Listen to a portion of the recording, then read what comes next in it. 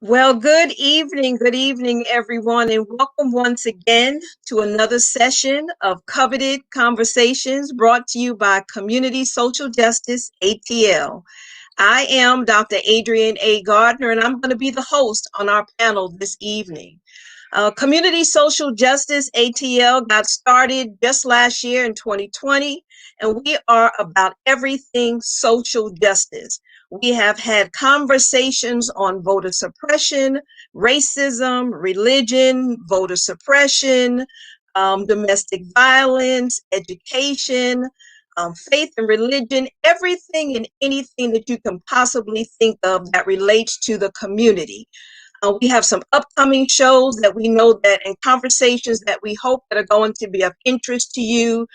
Going from homelessness to home ownership, just to name one of them. And of course, we're going to continue to have several conversations around our education. This is the State of the Schools Part 1. I'll let you know that there will be a Part 2 on March 19th, in 2 weeks from now, same place, same time. So if you know of someone who are parents, educators, other people in the community who are interested in knowing a little bit more about where we are in terms of the state of the schools, I ask you now to go ahead and share this. Please like our page on Facebook, quite naturally. And if you have questions, if you have concerns, if there are things that you want to hear about, if there's more information that you need, there could be some things in your specific community that we may not be addressing because we are not aware of them. Do not hesitate, send us a message, let us know so that we can discuss that and get the issues out. Once again, this is community social justice, and we want to make sure that we are talking about all things around the community. Having said that, I am excited to bring on our guest. So let me bring our first guest into the room, who is Dr. Sauce. Dr. Sauce, come on in. Good evening, everybody. Thank you, Dr. Gardner. And I just want to say what a pleasure it is to be here with you and the rest of the team and the broader community to have this important discussion. My name is Norman Sauce. I have the pleasure to serve the Griffin-Spalding County School System as Executive Director of Elementary Education. In that, I supervise 11 elementary schools, an ESOL program, our pre-K program, as well as our gifted education program for our elementary level. And it's an absolute pleasure to serve the community and to be here with you this evening. Thanks for having me. We are glad to have you again. Thank you so much. Yes, ma'am. Next, I want to introduce to you Dr. Bell. Dr. Bell, come on in.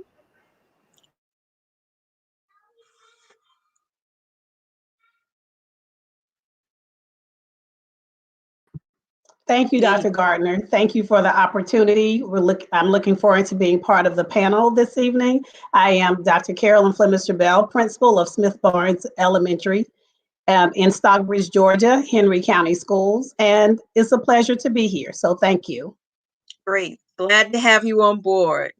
Next up is Dr. Teamer. Dr. Teamer is new to our team. Come on in, Dr. Teamer.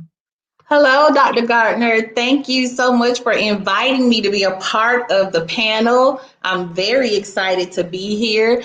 I am a professional school counselor, and I've been a professional school counselor for 19 years. I am currently in the Henry County school system at Hampton Middle School, and I'm very excited to be a part. Thank you again for inviting me. Great. Welcome, welcome, welcome. And our last panelist so far, we're going to bring in Dr. Madden. Dr. Madden, come on in.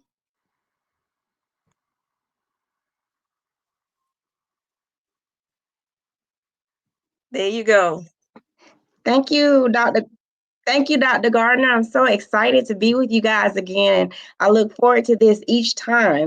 So I'm April Madden, and I'm so fortunate to lead the Division of Family and Student Support Services as Chief Officer for Henry County Schools. We're considered the heart of the district as we support exceptional student education, family services, student services, and adult education and extended learning. We work hard to remove barriers for student learning to be possible. Awesome. Welcome once again, Dr. Madden. And last but not least, we have Dr. Herring. Dr. Herring, come on in the room. Hi, I want to confirm that you can hear me. Good evening, Dr. Gardner, and to all of the other colleagues. It's a pleasure to be able to join with you on this virtual panel. As always, whenever there's an opportunity to advocate and speak out on education, it's my pleasure to do so. So thank you.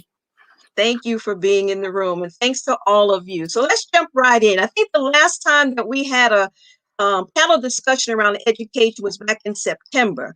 And at that time, we were talking about the plans to get back into the school building.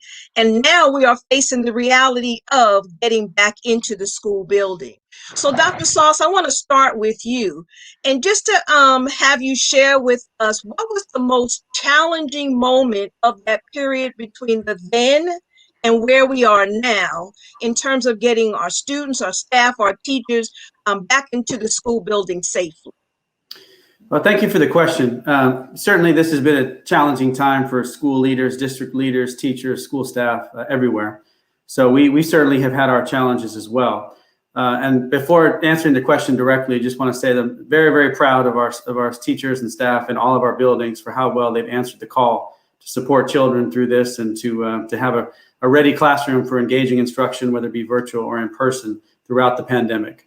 That being said, there's been a number of challenges. Getting all of the preparations in order to have your school buildings be as safe as they possibly can be. Managing the public health data that's ever changing. Trying to make the best decisions and stay on top of that information and stay engaged with public health officials while also running school buildings and transportation and nutrition and all the things that come with school. So certainly juggling all of those many features in the midst of the pandemic has presented a number of challenges. Like every organization, we're no different. So I can't really pinpoint one particular event, if you will, but just managing all of those pieces to ensure the safety and engaging instruction and all of the wraparound services that are needed while managing the pandemic with ever-changing data and on a moment's notice, as everyone else on the call knows, has presented a number of challenges. Well, great. And thank you for so much for that awesome answer. Dr. Bell, what would you add to that question, that answer?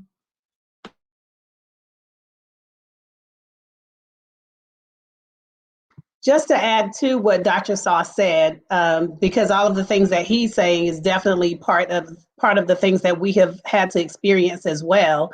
But I would add, I think at the beginning, it was just the unknown and not knowing what we were going to do or how we were going to do it, and then putting those plans and those actions in place to ensure that we had a safe opening for school, as well as ensuring that we were able to meet the needs of our students, our teachers, and our parents. Absolutely, absolutely. It sounds as if there is a common theme. I'm going to open that question up to Dr. Teamer as well. From your standpoint, what would you say would be some of those challenges from getting started to actually getting involved to opening up those doors? I think the biggest challenge coming from my standpoint as a school counselor would be just the connection with the kids. You know, we're used to seeing the kids, we're used to seeing them in the buildings. So the challenge for counselors was actually making sure that we could connect with our children virtually. And I have to say that counselors have stepped up to the plate. They've done all type of things outside of the box to reach their students, and they are amazing. So we're rising to that challenge. Awesome. Glad to have that input put into the space. Dr. Madden, do you have anything that you'd like to add to that question as well? I think the team has done an excellent job speaking to that. I'd like to also just kind of piggyback off of Dr. Teamer and Dr. Flemester Bell, our school leaders and their preparation. It's been a team of teams effort, and communication has been key. Our facilities and the maintenance department, we made sure that appropriate communication about strategies and safety and making sure that we had mitigation efforts clear through our district playbook, making sure that that playbook was delivered. Signage was very important, and making those wraparound services as part of our safety plan, making sure that we were meeting the wellness and support and mental supports and wraparound services for our students, as well as our families, because keep it in mind, you can't learn if you don't have food security or if there are other different emotional issues that are taking place. So making sure that we are addressing all levels from the appropriate sanitizing station, the cleaning protocols, as well as services for our students. Absolutely. Thank you so much for that contribution as well. So given what you're saying, is there still some fear out there around the returning, whether it be coming from students, from parents, from staff, from whomever, in terms of getting back into the physical building? Dr. Herring, would you speak to that, please?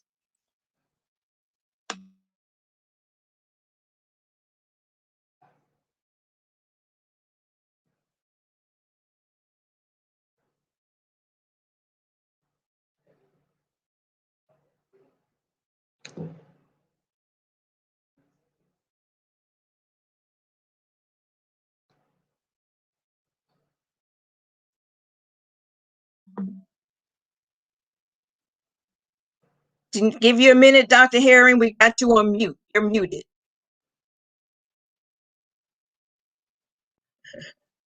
And we definitely want to hear what you have to say.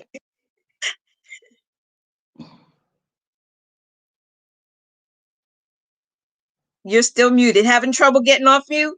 Okay, I'm gonna cycle back around to you. How's that? All right, give you an opportunity to do that. I'm back. Oh, great. There So you that go. wasn't you, that was on me. I thank you for Okay. your patience. That's the world of technology. Absolutely. I lost your screen. It wasn't, we're good. So simply what I was adding, everyone has spoken to what's been priority for reopening schools, school systems, regardless of size. What I think is important to also lift is psychological well-being. The psychological well-being, and is there still fear? Because that really was your question. Yes. Fear hasn't gone away. It's really been our approach to help impact that and level it and de-escalate that. Everybody's already spoken to how we do that. Appropriate mitigation of safety and health risks in buildings, being able to ensure that buildings are well resourced. But aside from those tangible things, you can't touch that psychological challenge. We just have to acknowledge that trauma does exist because we've been traumatized, whether it's been by loss of life or this invisible pandemic that we can't touch, but we know is still here. And just the worry of coming back into the brick and mortar and the fear of, even with all these practices in place, am I really okay? And so I think that there are additional efforts that are tied to the social and emotional well-being of adults and children during this process. And as we've worked to figure that out, mostly in collaboration with health experts, we have to continue to plan for that moving forward. Absolutely. And we, as I mentioned, Community Social Justice is going to have a session, again, part 2 for State of the Schools that is going to begin all towards the emotional and social components that will help to foster the success of our students, our staff, our educators, administrators, everybody education on March 19th. But I don't want to minimize that, but I also want to make sure that we know that that's in the room, but there's still some other things that we want to address. And having said that, we know that we're still in a pandemic. We understand that that has not gone away. And for some people, they may see that the pandemic has created obstacles. Other people may see it as it's created some opportunities. So my question, I'm going to give that back to you, Dr. Herring, because you started that, is looking at the opportunities that this condition has set up for us. What were some of the creative and maybe innovative ways that you've been able to incorporate what's going on to make sure that we're providing equity access education to all of our students? Well, I'm certain that everyone will have some reflection of where creativity has settled in. I'll just do 3 high points for me, just given the lens in which I've looked at this, looking to find the blessing in this burden of a pandemic. And we've certainly been able to find some. Number one, it has been the effort and the resources that were needed to allow for technology integration to occur within the learning process. Whether that is the fact that we were virtually learning, that's not necessarily a bad word, but virtual learning allows for almost anywhere, anytime learning. And so I think that there are efforts to not let that go. Our children and our families, and even us as educators, have learned another level of not just creativity, but professionalism that is tied to a creative approach to how we teach and learn. It's happened. It's happened for the last 12 months now. If we thought we couldn't do it, we now know that we can, and our children know that. So it's going to challenge us to be that much more creative when we come out of the pandemic around how we will engage them and keep them engaged, whether they are directly in front of us or whether they are away. So that's certainly, I think, a part of the creative approach that's going to be important. We've also, that whole umbrella of integration of different ways of learning, whether we've figured out how to have chorus still practice, how to still do CTAE with manipulatives, but we're not in the same space, how to do assessment or otherwise, being able to integrate effectively in the world of learning. Again, I'll be repetitive, where technology lifts to that. It doesn't have to be a bad word, and it's forced us to be thoughtful around that. The other thing that I hope will come out of it, particularly through this lens of equity, is that personalization allows for flexibility. And so it eliminates the barriers. And so hopefully moving forward, we'll all now know that there is a way for our children to always learn. And if we equip them with those resources, and if we equip everyone with all that they need in their unique circumstance, that's an opportunity to address issues of inequities, but it's also an opportunity for us to be even more creative on how we serve those who are oftentimes those who are underserved. And so I think that too has been an opportunity. Thank you so much for the points that you did put out there on the table. Dr. Sauce, what would you add to that in terms of the creativity and innovation of the redesign as we teach and see education moving forward? Thank you for the question. I certainly would echo many of the comments that Dr. Herring just referenced. In our district, we too have just been so very impressed with the creativity that our educators have shown to think outside the box and adapt and integrate previous lessons and approaches to instruction to a virtual setting. That's been heartwarming to see from where I'm sitting. I've had an opportunity to be in virtual classes and see that magic at work in real time.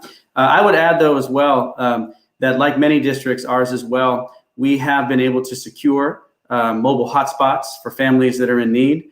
To provide them with the ability to access the instruction, the virtual instruction and the web at home for those that have that need.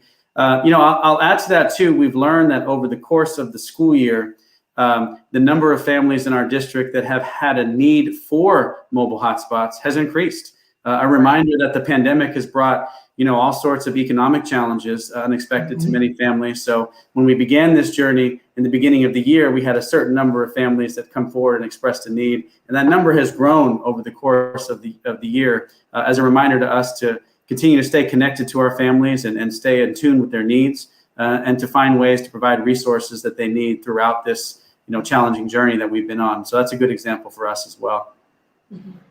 Dr. Gardner, if I may Yes. piggyback just a little bit, I want to also add to, along with the flexibility and the students are doing virtual learning, you still have the opportunity to go into the school to get books, because there are some children that need the book.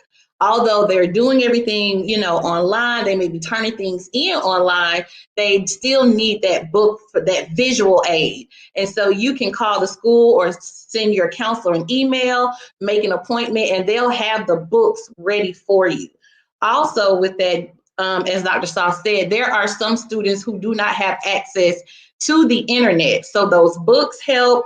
Coming into the school building helps to meet with their teacher as well, so they can get the information as well. So even though the technology, and we have the hotspots as well. So technology, some parents feel, oh, my students don't learn, everything virtually. They don't have to do everything virtually. They can still have access to the books. Awesome, awesome. You mentioned also, Dr. Teamer, earlier on that the counselors have really stepped up to the plate, and it sounds like those are some of the things that they may have started to do. Can you speak a little bit more in terms of the ways in which the counselors who are used to being in the presence of the students have stepped up to that plate to be able to provide for those creative ways of keeping their learning going on? Absolutely. So I consider myself a seasoned counselor, and technology is not really, it doesn't really come that easy to me. But I've had an amazing time learning all the different things. So there are so many things out there that counselors have done. So the first thing that counselors did is we made sure that our websites were up to date. So we made sure that all the information on the websites were accurate, our email addresses, phone numbers. We got Google Voice numbers so that when we were home, you could still call or text parents. If you were worried or concerned that they would have your personal number, you could do a Google Voice number. Counselors have done virtual classrooms, Bitmoji classrooms. They've done Flipgrid, Nearpod. They've set up every type of Google form that you can think of for parents to get in touch.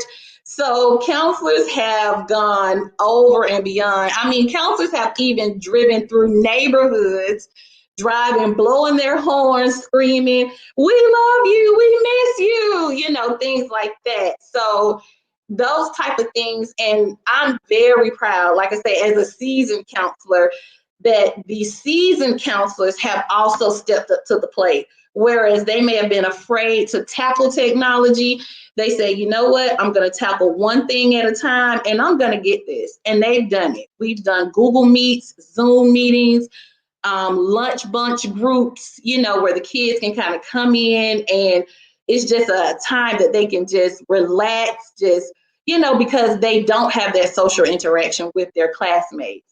So counselors, I call them we're superheroes. We have stepped up to the plate. Sounds awesome. Let me just say, for those of you who may just be tuning in, once again, this is Coveted Conversations, brought to you by Community Social Justice, ATL. And our topic for this evening is the state of the schools. And we have with us Dr. Sauce, Dr. Bell, Dr. Teamer, Dr. Madden, and Dr. Herring, who are sharing their expertise, their insight into the ways in which that we can get our students, our staff, our teachers, our administrators, our bodies back into the physical building to be able to add to the education, the learning that is involved with our students. Dr. Madden, I want to go to you. You also mentioned earlier on the other components that come into this. It's more than just getting bodies into the classroom. It's more than just having students in front of a screen for virtual learning. And you brought up some very important things I think we need to also just add to the food insecurities. We've also talked a little bit about the psychological and the emotional impact of not being able to meet with friends, to see your teachers face to face, to do the things the way in which we used to do them. So if you would just speak a little bit more on what you have noticed in terms of those external sources that may also be impacting our communities as we're starting to bring our students and our children back into the classroom? Absolutely. I was, social emotional learning is at the heart of what we do. And when I think about, I heard the excitement, I know you heard the joy and excitement in Dr. Teamer's voice. Those counselors are doing amazing jobs. And what I would like to reiterate and just add to that is, as I mentioned before, if you're not physically and emotionally well, you can't do your best in school, and the teachers can't, and this goes for our adults as well.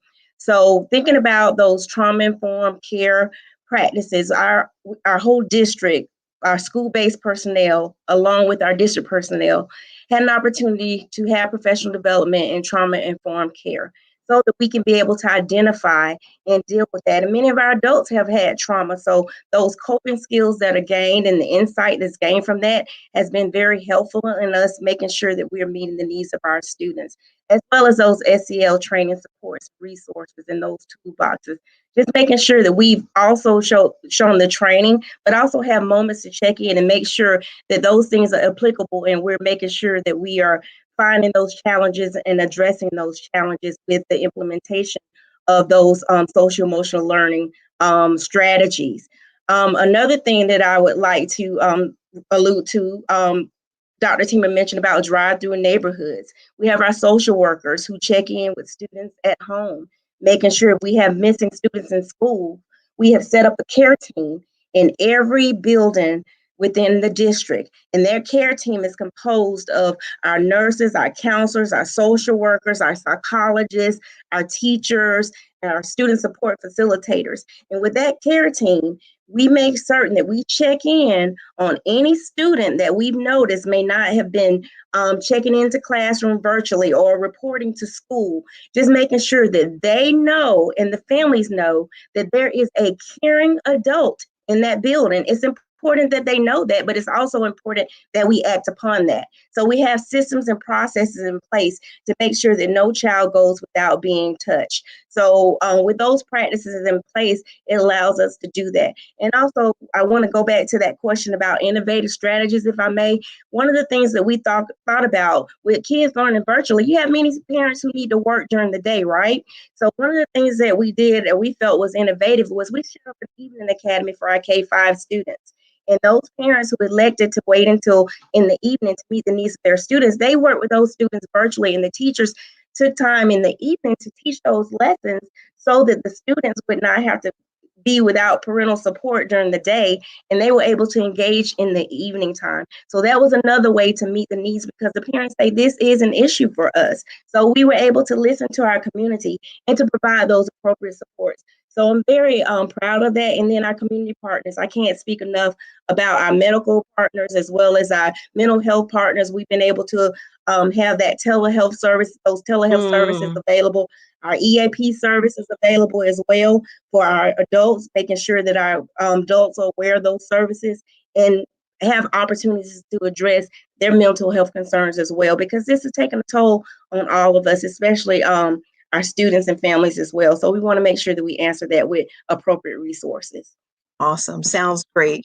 I'm going to get to you, Dr. Bell and Dr. Sauce. I want you both to kind of piggyback on what Dr. Madden just mentioned about the K-5, because again, we're starting to look at virtual learning is not anything new. It didn't start with the pandemic, but sometimes it seems as if we went to an either or as opposed to a both and, but then we're also noticing that the younger students who have not had that exposure for online virtual learning, what are the ways that now that they've had one experience, they may be coming into another, that we're going to be able to bridge that gap to give the support to those younger students, our pre-K to, third graders? What are some of the things that you've been thinking of, that you've been implementing to make sure that parents understand that their young children will not have that gap that they may have fallen into because of the disconnect?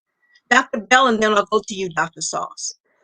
Okay, I'm actually in a unique situation where I am elementary, but my school is fourth and fifth grade. So we have the higher end, and our students have using technology for a few years, and you being in this pandemic has forced us to really look deeper into the innovative things that we can do in the school to make sure that we're educating our students.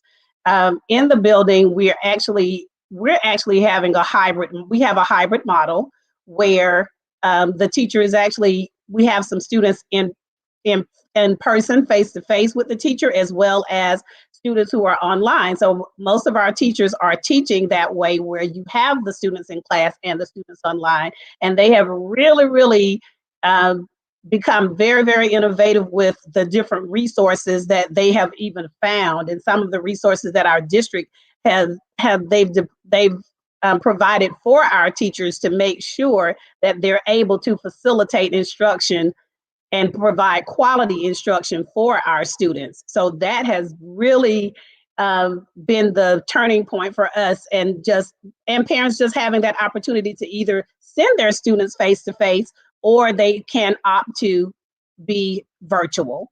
We do have three at our school. We do have 3 teachers who are specifically virtual for the students who are virtual. But again, all of our other teachers are doing the hybrid model. I just think that the innovation with the technology has just been it's been overwhelmingly positive.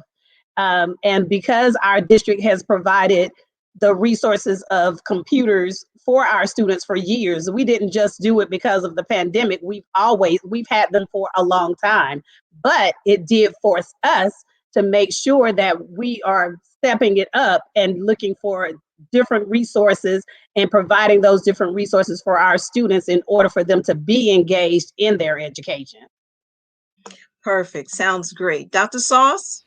Yes, ma'am. It's a great question, and I certainly want to answer succinctly, but let me offer this. This question is going to allow me to really brag on the elementary teachers, especially in the Griffin-Paulding County school system. And I know everyone on this call and those watching, we all love our teachers. I'm no different, and our teachers, in regards to this question, have really answered the call. So let me explain what I mean. In my role, I have the opportunity to be in schools, whether remote environments or in brick and mortar buildings, an awful lot. As I mentioned, I supervise 11 elementary schools, and one of my favorite things is to be in schools and observe teachers instruct. And during the pandemic, we've had, at the elementary level, we've had a blend of some classes, some grade levels in some of our schools. For the families that chose remote, there has been some examples of an all remote second grade teacher or an all remote third grade teacher at the school. There are examples of that. There are also many examples, in fact, of our teachers teaching simultaneously, where there is a certain number of in-person students and a certain number of remote students that are engaged at the same time with that teacher. And either model that you're talking about, our teachers have done a very effective job to blend the curricular units that were already developed and in place pre-pandemic and adapt them to this new remote environment, again, on a very short period of time, integrating some of the very same instructional resources that have already been referenced, along with the traditional, down home good pedagogy that they've known and they've been using for years. And I'll tell you that, again, in my role and what I've been able to see is teachers, especially in the simultaneous situation I mentioned a moment ago, seeing teachers absolutely teaching their hearts out, focusing on the 6 or the 5 or the 8 kids that are engaged virtually, teachers literally holding the laptop and moving around the room to display the content that's being shown in the classroom so that they can keep the virtual students engaged while also supporting and instructing the children that are in front of them. It's really a sight to see. And it's not something I've ever experienced. None of us have taught in a pandemic before. So not currently being a classroom teacher, I walk into these elementary classrooms and I see teachers absolutely stopping at nothing to keep kids in 2 different environments at the exact same time, engaged, attentive, supportive, responsive. It's like watching a ballerina, dancing around the stage, making sure to hit every note and hit every position. In a way that no one's ever done before. And finally, likewise, for our teachers that are teaching in a 100% remote environment, very little time to be able to prepare for this. Yes, we're a year in, but again, no one's ever done this before.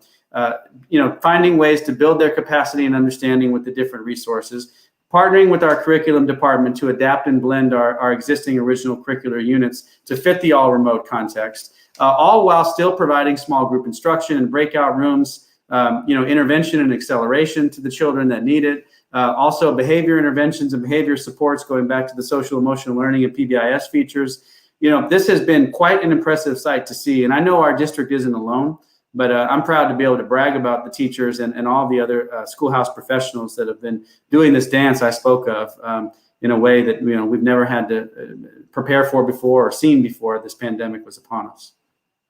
Wow, that's wonderful. I'm exhausted just envisioning what they're doing in these classrooms and that dance. But I also understand how fulfilling that is when you can see the students engaging and catching on and just recognizing how much support the educators are giving them. Dr. Herring, how is that working out in Atlanta Public School System? So we've been fortunate to have several offerings since the very beginning. Now, we did start, as many already know, our first semester off fully virtual. And we're pleased to be able to do that. We did it around the middle of our semester. Right around October, we did what we called targeted intervention. And so although we were still doing our day-to-day instruction virtually, we did target what parts of our student population that we believe were our most vulnerable. So we had students who were either identified as students with disabilities, students who had already started to demonstrate chronic absenteeism, or they were failing 2 or more classes, or they were referred by a parent, or they referred themselves, or the teacher referred them, and they needed to have additional support just because this engagement process, as we've all shared, has been difficult.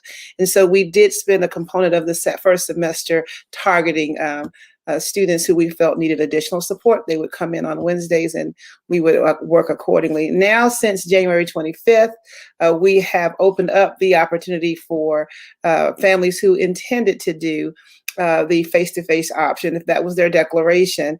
We've been in that space since January 25th, and it's across all grade bands.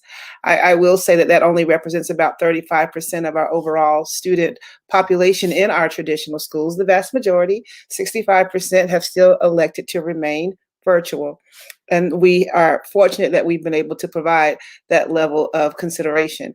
But it doesn't come without challenges. And as this has been a new normal, and hopefully a temporary new normal for everyone, we've learned a lot from that process, but we've been thoughtful around how we continue to support. And so without being redundant, I will also say, through the lens of equity, we are constantly focusing on how we might ensure that we're not losing any of our children in this process, and if I can be candid, or losing teachers for that matter. So our focus is to catch as many as we can as we see if they are weary or if they are in need of additional support or intervention, and to be candid and proactive about that. I think anything else might be somewhat redundant, but I'm just giving that perspective from just a different seat in terms of speaking of a wide array and a diverse portfolio of schools, because Atlanta Public Schools is just representative of that, a very diverse socio-demographic community. Wow, thank you so much. And again, I also want to thank you for making sure that we are bringing the fact that this is not just about the students, it's about the teachers as well. And even in the responses that you are giving, the children will find a way to make it happen. As someone mentioned, and I'm not sure which one of you said it, it was more of the challenge from, it might have been you, Dr. Tima, because I was raising my hand over here, is trying to make those adjustments to the technology and all of these nuances. It's more challenging, I think, for the adults than it is for the children. But as long as we're working together and in a cohesive manner, it seems as if this is going to work. And Dr. Sauce, you also mentioned when you're in the rooms and you're seeing, those are the things that we need to hear, the community needs to hear, because we don't see that happening. So we can only imagine, unfortunately, the negative side but we never get an opportunity to hear about the positive aspects. And so I'm thanking all of you for bringing those positive aspects out to the community and to our audience, so that hopefully that will alleviate or lessen the fears that we started to speak about when we first got on. What I want to do too, and I mean, you guys are just amazing in terms of the information that is going on. And I'm aware of the time, even though I know that we're going to be able to get done what we need to get done. But what I'd really like to hear from all of you, and Dr. Bell, I'm going to start with you, is, I don't want to say hypothetical, but what would be a typical way that this is going to happen? For the students who are coming back into the brick and mortar, I'm going to start using that, Dr. Sauce, that brick and mortar. How does that day start? When they leave their home until they get to that building, what is the process that they are going to encounter until they get to that front door and get into their classroom? Dr. Bell, what does that look like in your school? Well, before they even came to our building, we wanted to make sure that our parents knew that our number one priority was keeping our students safe, keeping our faculty and staff as well as our students safe. So before they came, we had town hall meetings for our parents to keep them informed. We also had we had a virtual open house for our students and for our parents to ensure that they knew what to expect when they came to the school. And as Dr. Madden spoke about earlier, is having that playbook, because each one of our schools formed a playbook to make sure we knew exactly step by step what was going to happen from the time that student got off the bus until they came into our building, as far as making sure the traffic is directed in one way so students can make sure that they are able to social distance. And so I'm going to say when you're getting on the bus, the bus drivers have set it up to ensure that students are spaced away from each other to ensure their safety. So once they get on the bus and they get to our school, we're there to greet them. When they get off of that bus, we even have, in our school, we have paw prints all the way up leading to the door, and they are 6 feet apart. So our students know to walk on the paw print and make sure you're on a paw print and someone is that far away from you as you're walking. And so there's one direction for even our car riders and our bus riders coming into the building and going right there. And we have adults along the way to ensure that they are still keeping their distance, because children love each other and we love them, but we still want to keep them safe. And we want to make sure that they're keeping their distance. You can talk to each other, but you still need to keep your distance, and ensuring that every student has a mask.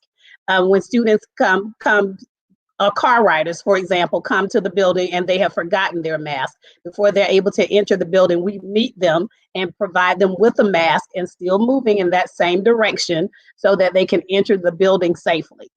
And then once they are in the building, we have a traffic pattern for our students, and we made our hallways a two-way, so that in the morning when they're coming in and when the afternoon when they're leaving, they're going in the same direction, again, to ensure that they're safe. And that also goes for the adults in the building, because teachers love each other and we love our faculty and staff members, and we want to talk to each other. We want to have lunch with each other. We want to do all the things that we were doing prior to the pandemic, but we can do those things, but we still have to stay safe and make sure that we're keeping that social distance, keeping our mask on, making sure that we are making that example for our students, so that they see us keeping our distance, and they know that's something that they have to do too. And I would like to say that our students have done a phenomenal job of keeping themselves away from each other, safe, and just making sure that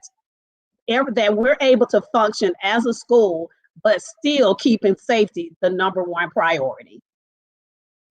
Great response. Dr. Sauce, do you have any additional measures that are in place for that student from the time he or she leaves home to the time they get to the brick and mortar? Sure, I'll just offer a few additional thoughts, and believe me, our district isn't the only one that's thought of some of these same features and implementing some of these same features. So many of us are doing some of the same work. But in addition, in our school district, in the Griffin-Spalding County school system, masks are a requirement on the buses. So for children who do ride the bus, they are required to wear the mask while they're on the bus. As Dr. Bell mentioned, in our district, our schools have adopted one-way hallways, one-way directional hallways.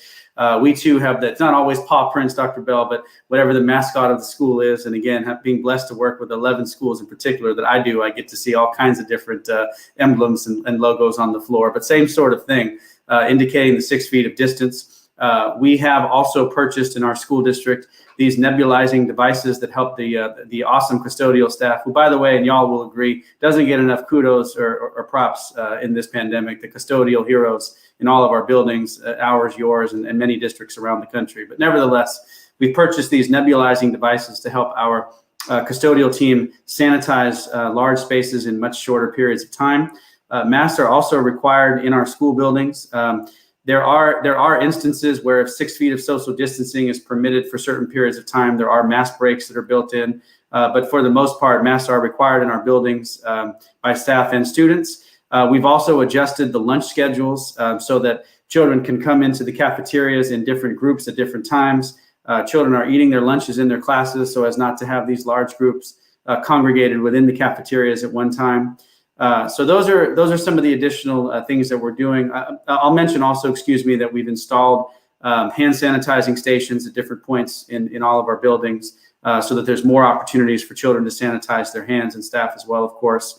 And finally, one last point on this is, of course, our staff has bought in and has done a wonderful job to reinforce these expectations with students. But one of the other cruel aspects of this pandemic, one of my colleagues mentioned it earlier, just how much we know teachers and staff love to congregate and support and collaborate with each other, and this has limited that. This has required staff, which hurts at times, to also think differently about how they can collaborate and congregate and be amongst each other, not in the same ways that they used to. And that's something we have to be mindful of and be sensitive to, because educators are here not only because they love children, but they love to collaborate and support other educators. And this has required us to have to think differently about that and offer those reminders for our staff as well. And we certainly respect and acknowledge that. Thank you again for that response as well, and adding on to what Dr. Bell has mentioned. I'm going to pass it to you, Dr. Harry, and if you have anything additional to add to that as well, for the time they leave home to the time they get into that school building. Yes, and so I think everyone's actually spoken to the mitigation strategies that we have to ensure that are in place. In Atlanta Public Schools, we did add another layer to that. And so for our families or for employees who elect to participate, we do what is called surveillance testing. So we're doing weekly COVID testing every week for those who have voluntarily signed up for it. I test every Wednesday, depending on the school. A team shows up and they test students and staff in the school building. We use a rapid test. We know within 15 minutes if there are positive cases, and then we plan accordingly for quarantine and tracking. We've been doing that for several weeks now. We have found that highly effective, but it is a part of that experience when you come to school. So I just wanted to lift that, because we are still encouraging both families and employees who have not elected. It's voluntary, it's not mandated, but we are actually quite pleased with the number of individuals who have committed to weekly testing in-house at no cost to them. I think that's a difference maker when you think about what I mentioned earlier, even the psychological strain of, are you okay? Or, when people aren't wearing their mask all the way on, they got it on, but the nose is out, all of those factors that can create anxiety. But most importantly, data that says if everyone tested that day is positive, that's a pretty good feeling in the building. And when there is one or two that aren't, that's a nervous feeling, but you're informed and you can manage for it. We have specific guidelines also for our schools in which more than 60% of the family, so more than 60% of the student population elected to return.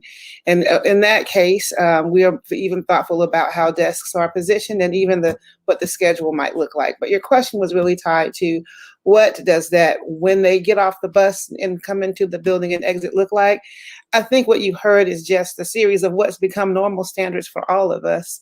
And so I would be completely repetitive to repeat any of them. I can tell you that I didn't hear anything that we weren't practicing as well, outside of the opportunity to say that we're trying to test inside for COVID also.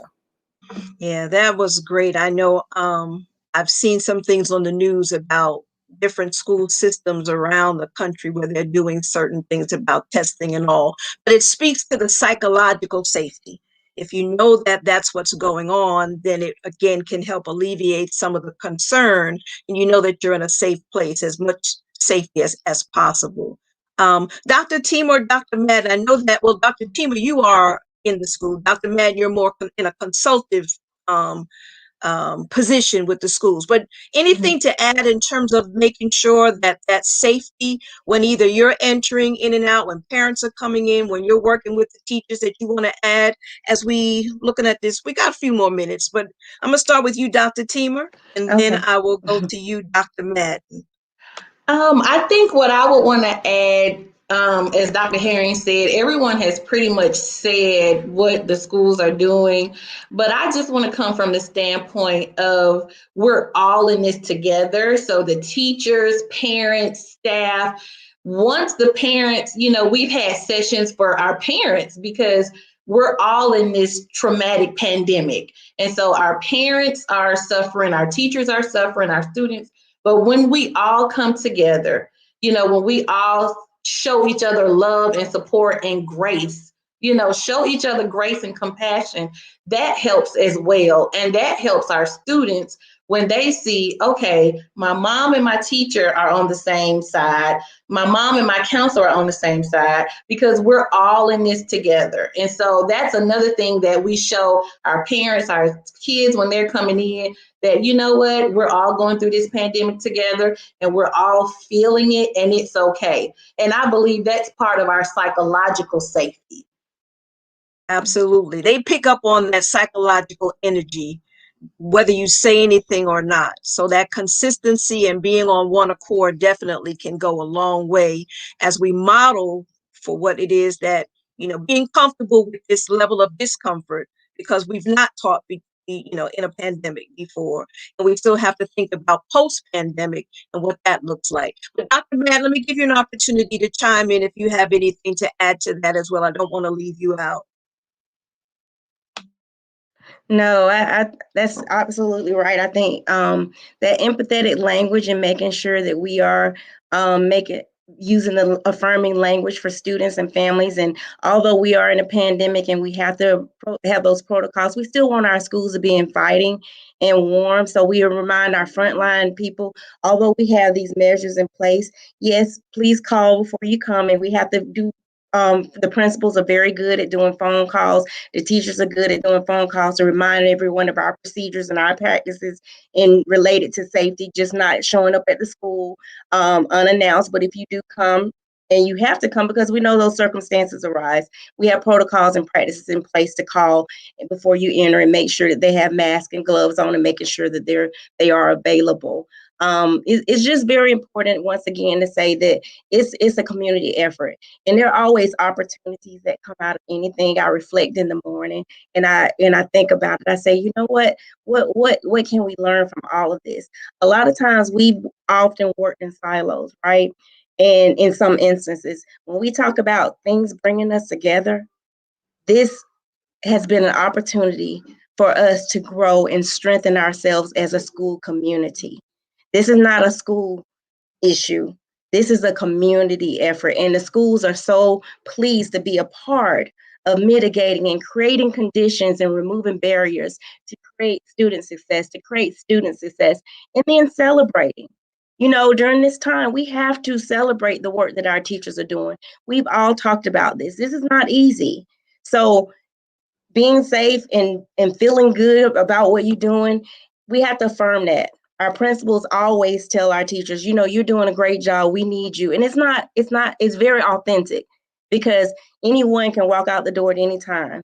But they chose to be here. They chose to serve students. So that is something to celebrate. We have bus drivers that are heroes. I mean, they're getting on the bus. The kids cannot come to school without our bus drivers, teachers, counselors, social workers. This team approach, parents, oh my gosh, these sessions, parents are now seeing, okay, they tell us all the time, we don't see how you've done it in the past. You know, having that experience and bringing you closer to your child and understanding and wanting to be a part of their learning process. Our parents want the best for their students. So we're making sure that we're giving them the tools and resources to help support learning for their students. So this has been a challenge, but it's also been an opportunity to bring us together and show, hey, we all are responsible for student learning. We all are responsible for creating positive conditions in our society. So I appreciate that, and I look forward, and I'm excited about going to work every day. And everyone on this screen, you can hear how they want to do the best that they can do for our students and community. I mean, it's evident. So I'm glad to be a part of a group of professionals and working through this and being problem solvers and thinking about ways that we can create great opportunities and make sure that we keep our students focused on what we want that's best for them and success. Wow. So Great. that's it. Thank you so very much. And you're right. I mean, we could go on and on because you have a wealth of information that the community wants to hear and that we need to hear that. But of course, we're at the end of time. So I want to go around and give you about a minute to just once again state who you are, what it is. Well, let me put it this way. Your last comments. I'm not going to form it. Whatever it is you want to say in your closing remarks, I'm going to give you that, and try to keep it a minute, minute and a half might be good. Shannon may let us go over a little bit. But I'm gonna start with you, Dr. Herring. Last comments. Certainly, I want to appreciate the opportunity to engage and join with fellow colleagues to talk about this journey that we're on. Our final comments are basic because I just want to reiterate what I think is critical. Wear your masks. Wash hands and social distance, vaccinate. And I know that's a controversial statement. We haven't talked about that a lot, but let's not make that controversial. If you have access to the vaccine, I encourage everyone to get vaccinated. And if you're unclear and not sure, I encourage you to get educated on that. I think we've made more progress than we thought we would have to date. So I'm optimistic about the future. Thank you so much. Dr. Madden, final comments. Yes, I agree. Please, if you have an opportunity, please make sure that you are helping to mitigate these efforts and take advantage of the vaccine opportunities. And I have to do this plug. Henry County School did apply to be an internal closed pod where we will run a whole vaccination site for our employees to have access in Henry County school system and schedule appointments to receive vaccines. So we're excited about that huge undertaking, and our nurses will be leading that, and our team has worked very hard to provide that opportunity. So we are excited about that. But more importantly, we have shown that things that people have thought were impossible are possible. And we've done that through our efforts. So I appreciate everyone's effort in making this happen for our students and families. Thank you so much, Dr. Madden. I just have to say, to God be the glory, and that takes care of it all. Dr. Teamer, final comments. I just want to my final comments are just, I want to say self-care is not selfish. So to parents, teachers, kids, everyone, take care of yourself. Show yourself some grace and compassion as we continue to navigate through this pandemic. Great. Thank you so much, Dr. Teamer. Dr. Bell? Okay, Dr. Teamer, I think you must be looking at my notes. And that was one of the things that I really did want to say is about the self-care, because I'm guilty of it too. But we do want to make sure that everyone, the adults in our building, parents, are taking care of themselves too, because we know we have a huge job ahead of us, but we want to make sure that we are being safe and also practicing self-care, because again, we can't do anything if we're not taking care of ourselves. So we've got to make sure that we continue to talk about it and be about it. And as Dr. Teamer stated, it's not selfish to have self-care. That's something that keeps us all sane. And I also want to say, please remember to stay safe, sanitize, sane. Just do everything that you can to make sure that we continue to work in together as a team and as a community and as a family to battle this pandemic. And as they stated, go and get vaccinated. Yes. And I know we probably can't say that, but we're going to say it. We do want everyone to get vaccinated and just take care of yourselves. Yeah, thank you so much, Dr. Bell. And Dr. Sauce, if you will wrap us up. Yes, ma'am. Just two quick points before wrapping up. One thing I forgot to mention earlier in terms of a mitigation strategy, I think is important to mention. We've also implemented thermal cameras in all of our school buildings. So temperatures are checked thermally as children and staff come through the building. So we're proud of that. We too are also a closed point of distribution for vaccinations.